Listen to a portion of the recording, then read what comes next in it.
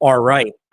So if you're joining us right now, obviously we had just witnessed one of the most shocking results of combat sports, which, by the way, crazy enough, it should not be shocking, but it is. And I'm going to tell you why. For a couple of things, I just think this is one of those type of fights.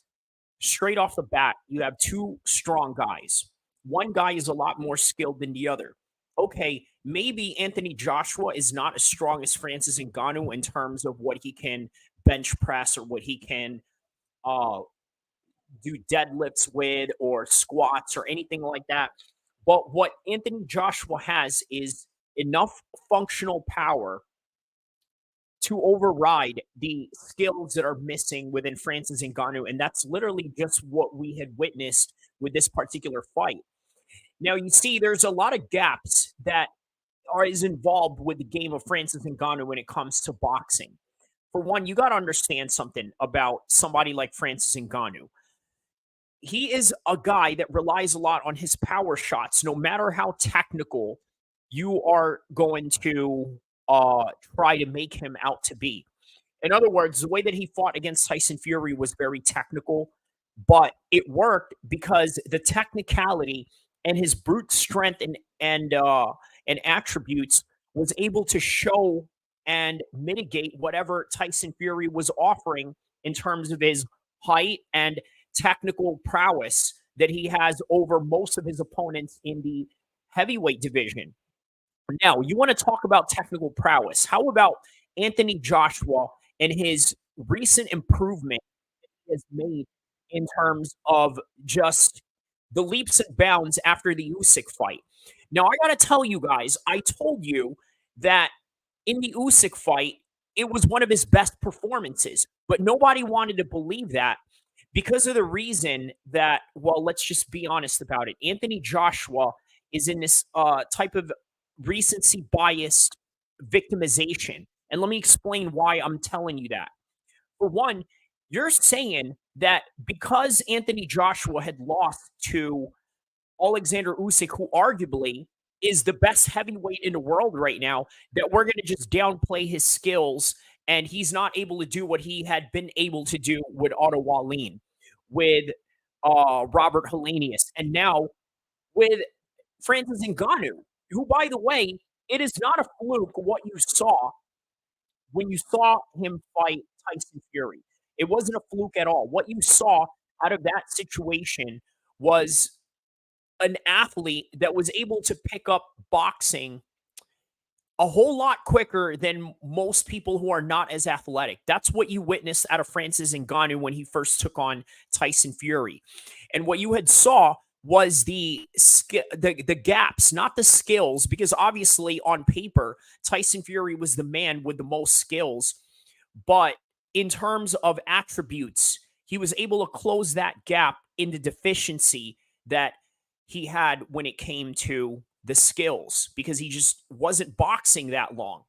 With Anthony Joshua tonight, his experience in the Olympics, and of course, a lot of people have had real harsh criticisms towards his performance in the Olympics, and rightfully so.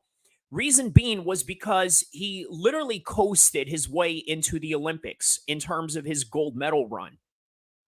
But when he got into the pros, you started to notice a killer instinct in Anthony Joshua in learning how to finish people.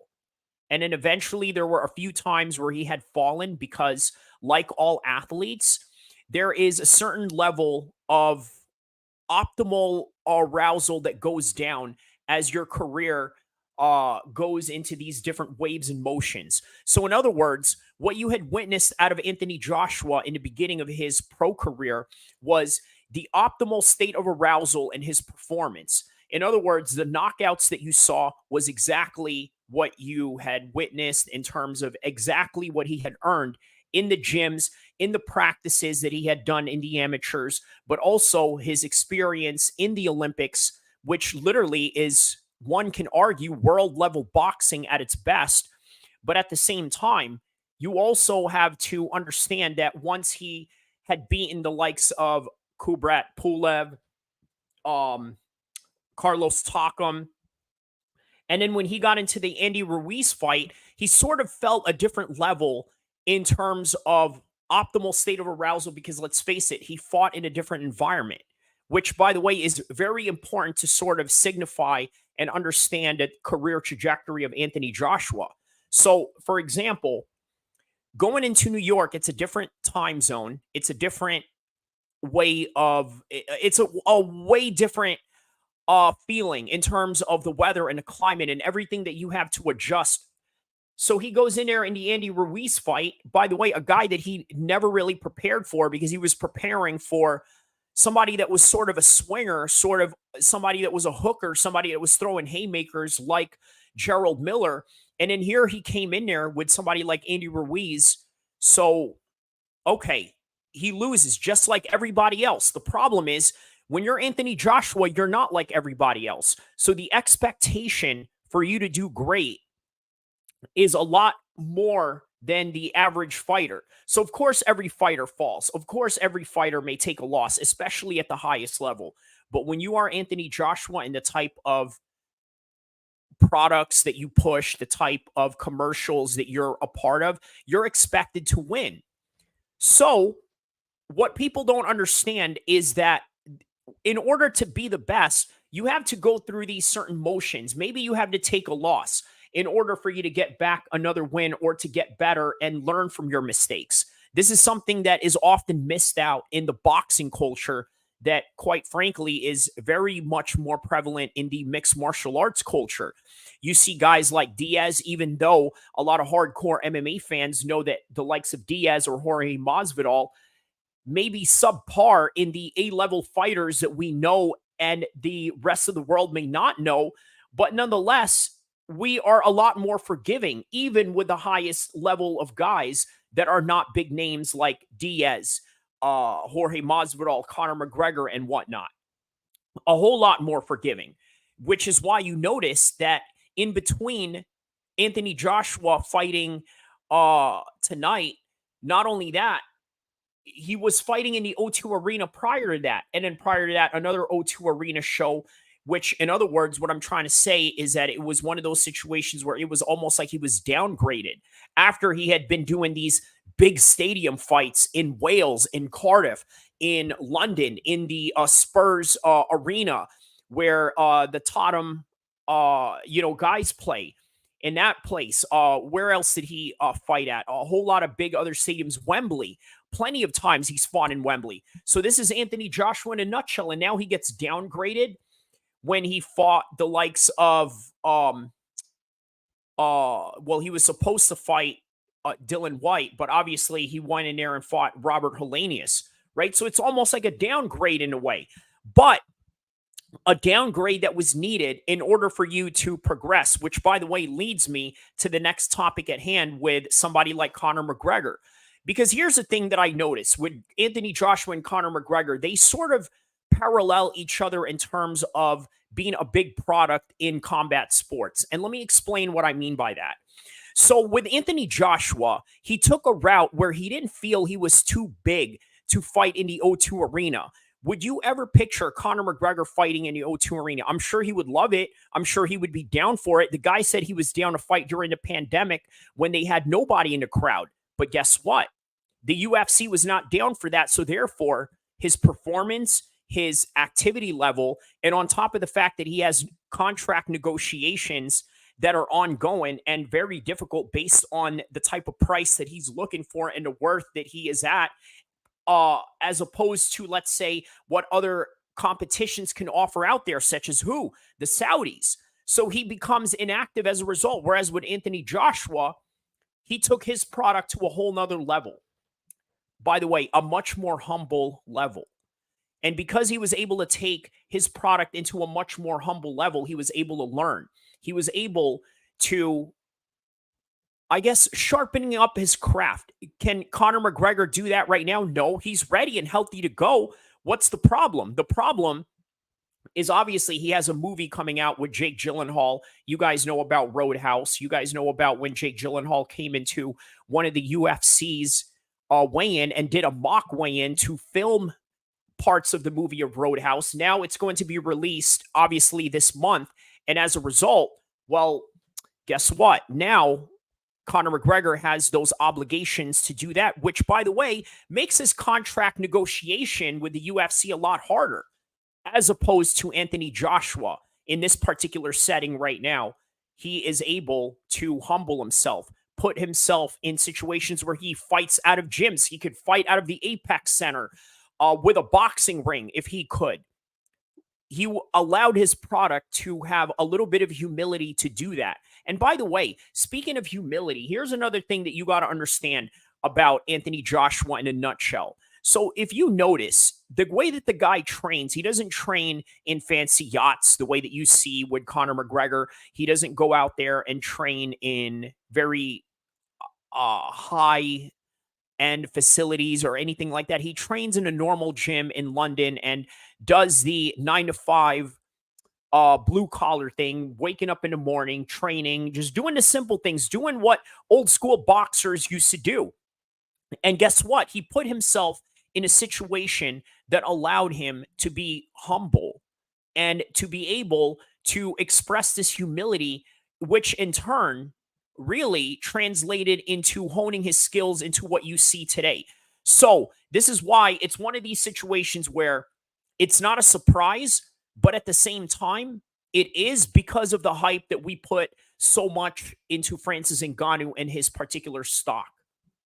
So with Francis Ngannou, what do I say about Francis Ngannou in this particular situation? By the way, if you guys have just tapped in, please don't forget to like and subscribe. I will drop some of the hottest content in MMA, in boxing, and all of combat sports worldwide.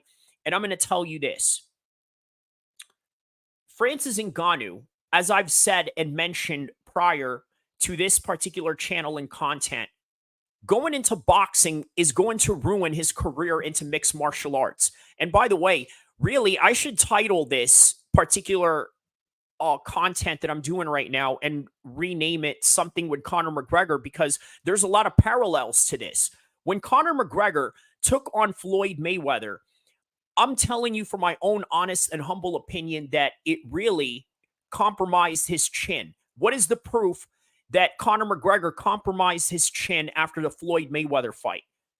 Fast forward to 2018 against Khabib, where he fought for his linear championship, where Khabib was crowned the undisputed championship. And what happened? He goes and knocks him down with an overhand haymaker. And how was Khabib able to do that?